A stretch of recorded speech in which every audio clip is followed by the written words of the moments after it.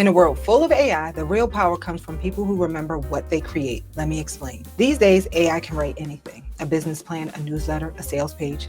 But if you don't remember what it says, how can you lead with it, sell it, stand on it? I don't write just to finish a project. I write to own the message, to know my offer like the back of my hand, to be able to talk about my brand with no notes, no script, anywhere, anytime. That's why I use an AI tool called NotebookLM, but not in a normal way. Here's what I do. I write something really important, like a business plan or a newsletter or marketing plan. I drop it into NotebookLM. I ask it to turn it into a 2-person podcast.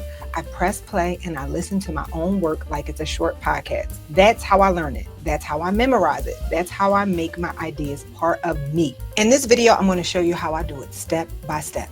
Let's go. Okay.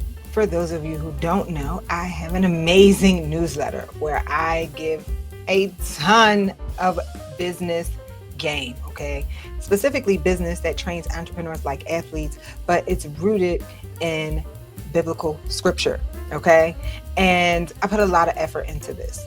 I write this newsletter for 2 reasons. One, for myself. I need to have a way to just like really work through my philosophical thoughts so that I can service my clients better. But 2, it preps me for the podcast. I write the newsletter, I get my thoughts out, and then I take the information in the newsletter and I regurgitate it in a different way into the podcast, all right? So I will come up with a theme. How I even come up with the content is a whole nother episode, but I'll come up with a theme, I'll write it, and then usually when I write it on a Friday, and then I go to record it on a Monday, and I'm very much so, I take my Sabbath off, which is Saturday. I take the Sabbath off. I do not play. I don't even get out of the bed, okay? I do a lot of meditating, I do a lot of prayer, and I just relax on the Sabbath. Then Sunday, I am prepping for the week. And so 2 whole days has gone by where these really complex business concepts, I just don't remember. So it's important that I take my newsletter. This is the entire newsletter. It's pretty long, right? Okay, I take my entire newsletter and I will come over to NotebookLM. Actually, let's create a new. You can see I already did that one, but I just copied the text and then I'm just going to paste it here.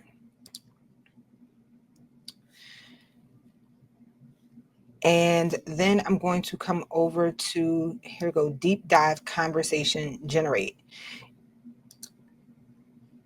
And then it's going to take a few moments. Oh, look, it's done. 17 minutos.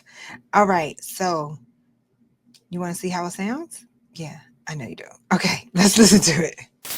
Welcome to the deep dive. We're jumping right into some pretty interesting source material today.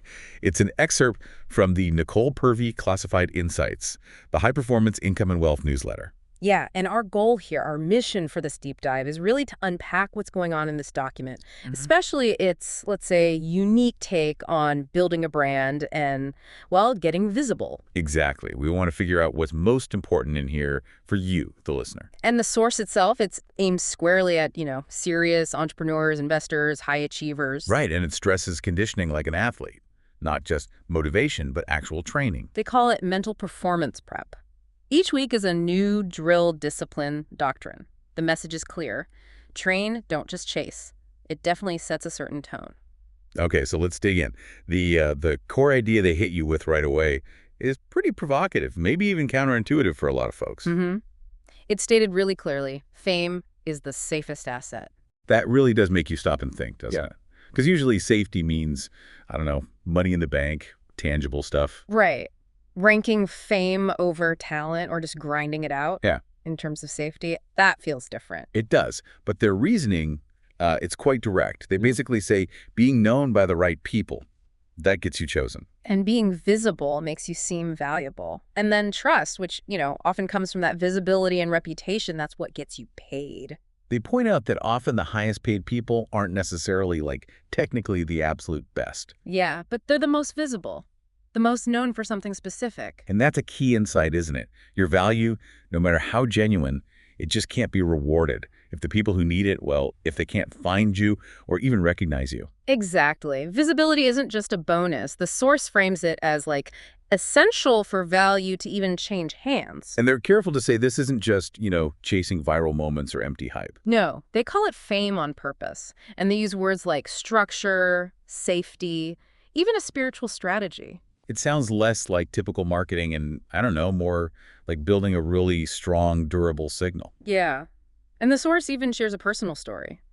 Working incredibly hard early on, building good stuff, but feeling stuck. Right. The income just wasn't there, despite all the effort. Not until she became known for something really specific, a clear message. That's such a powerful point. And it leads to this stark conclusion they present. You're not underpaid, you're undertrained. Wow. And the follow-up hits just as hard. The world wants to reward experts, but it only pays the ones it can find. So if you're brilliant but hidden, you haven't finished the job, essentially. You haven't completed the training needed for the world to actually connect with what you offer. Okay, so building on that, Yeah. the source then shifts to framing visibility itself. Not just as, like, a result you hope for. But as a skill, something you actively train for, like any other high-performance discipline. They call it mental performance prep discipline doctrine. And the language gets really strong here. They say it's an act of obedience, an act of war, an act of protection. That is intense phrasing. Why frame it like that? Well, the source argues that being invisible makes you fundamentally vulnerable. Vulnerable how? If the people who need what you uniquely do can't see you, then you're exposed. You're vulnerable to those who don't need you or who might overlook you, undervalue you. It leaves you unprotected in the marketplace. Okay. And this leads right into that internal struggle lots of successful people have with, putting themselves out there. Right. The source tackles this head on. There's a section called Reframe, and the message is blunt. Fame is not vanity. It's responsibility. They talk about this silent shame some high achievers carry around being seen. The thoughts. Oh, I don't care about being famous. I just want to help people. Or I just want my work to speak for itself. I don't need to be the face of it. Yeah, exactly. But the source really pushes back on that. They argue, look, if people can't see you, they can't pay you. Simple as that. And if they can't find you, they can't follow you. So your message, however important, just stays. Optional. Hidden. There's that anecdote about the client, remember? The one who wasn't really into the personal brand thing. Oh, yeah. She had the skills, the systems, everything, but was basically invisible to her ideal clients. And the big shift happened when they reframed it. Visibility wasn't about ego. It was a duty to be found by the people you're called to serve. And suddenly, that reframing just unlocked everything for her. It changed the whole approach. The source even brings in a scripture of the week, Proverbs 2.1. A good name is more desirable than great riches. Right. And their interpretation is that your name here is your signal. Building that signal, that reputation, it's about equity, future value. It's not about ego. Which then logically leads us to the main exercise, the drill for the week Yeah. in this source material, defining your gospel. Yes, this is positioned as the absolute bedrock.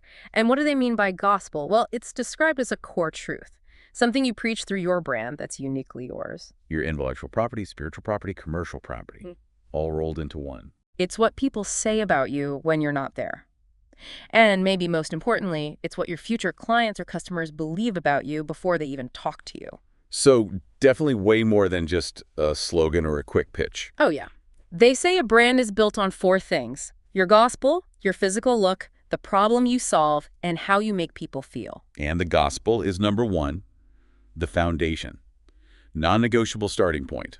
So how do you actually figure out what that is, your unique gospel? The source says the key starting point is figuring out what you do differently. Differently than the average expert in your field, right? Exactly. The journaling prompt they give is just that. What do I do differently than the average expert in my space, and why does it matter? And they stress this isn't just like brainstorming brand ideas. No, it's deeper. It's about building the belief system your income will stand on, really nailing down the unique why behind what you do. And that why the gospel then leads naturally to your how, what the source calls your framework. Right. Frameworks are your signature ways of solving problems, your systems, your methods, the models you teach. It's how leaders guide things, how movements actually spread. They list examples like Signature processes, phases, steps, acronyms. Visuals, triggers, specific processes, myths you bust, that kind of thing. The gospel is the core philosophy.